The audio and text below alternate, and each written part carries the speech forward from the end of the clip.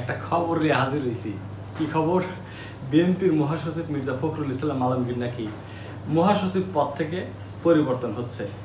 এই খবরটা 2-4 দিনের মাথায়, অর্থাৎ কেমব্রেই অনলাইন সোশ্যাল মিডিয়া যেটাই বলেন, পত্রপত্রিকাতে কিন্তু একটা গুঞ্জন ছড়ানোর মতো ছড়িয়ে যাচ্ছে। আমার কাছে এটা গুঞ্জনের মতোই মনে হয়েছে। এখন কালকে আমি একটা জিনিস বুঝলাম, দেখলাম যে গণমাধ্যম কর্মীদের মধ্যে কেউ কেউ এই তথ্যটা আর একটু আলোচনায় নিয়ে আসার চেষ্টা করতেছে।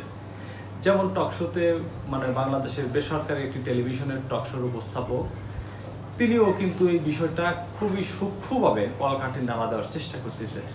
ঠিক আছে, এখন এই বিষয়টা নিয়ে আমার মাথায় একটু ঘুরপাক খাচ্ছিল।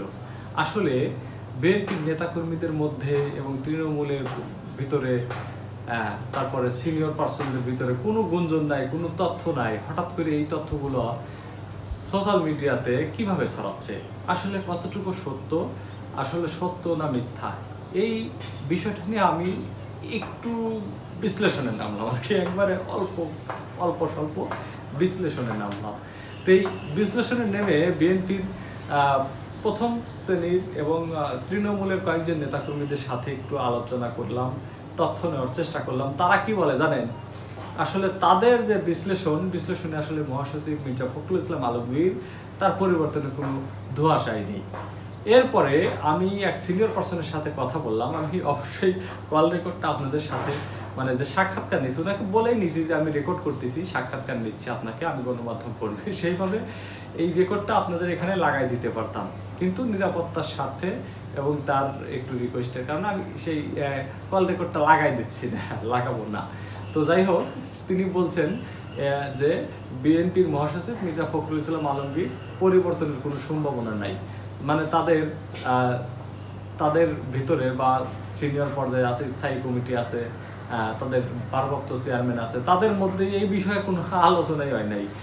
তাদের মধ্যে যদি আলোচনা না হয়, তাইলে মনে করেন যে মিডিয়া পাড়ায় তোলপাড় হওয়ার কারণ কি?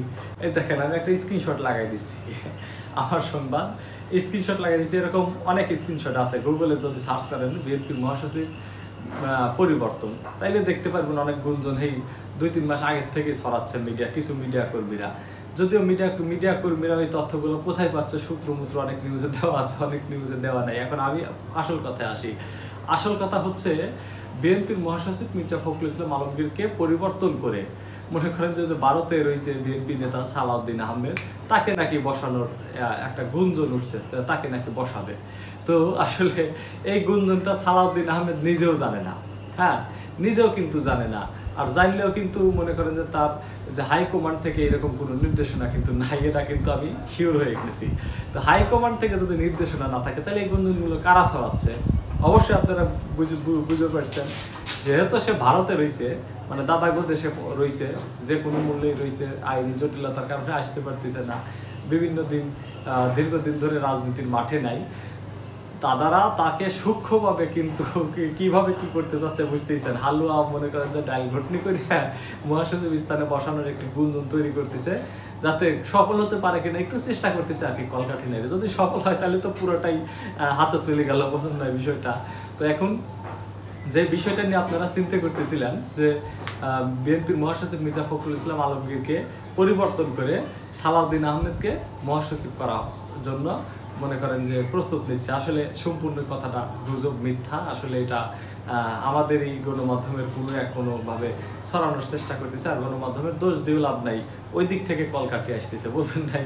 ওই দিক থেকে কলকাঠি নেওয়ার চেষ্টা করতেছে, একটু গুঞ্জন ছড়া, একটু মনে করেন যে ডালগুটনি করে দেওয়ার জন্য। তো এই ছিল বিএনপির মহাসচিব পরিবর্তনের যে মূল রহস্যটা। আমার এই চ্যানেলে কিন্তু আমি প্রতিনিয়ত সত্য, পিওর এবং খাঁটি অথেন্টিক তথ্যর ভিত্তিতে কিন্তু আমি ভিডিও পোস্ট করব নিয়মিত। অবশ্যই আপনারা সাবস্ক্রাইব করে রাখবেন, আর আমার পেজে যদি নতুন হয়ে থাকেন অবশ্যই ফলো দিয়ে রাখবেন। সবাই ভালো থাকুন, সুস্থ থাকুন। পরবর্তী ভিডিও দেখার আমন্ত্রণ জানাচ্ছি। আল্লাহ হাফেজ।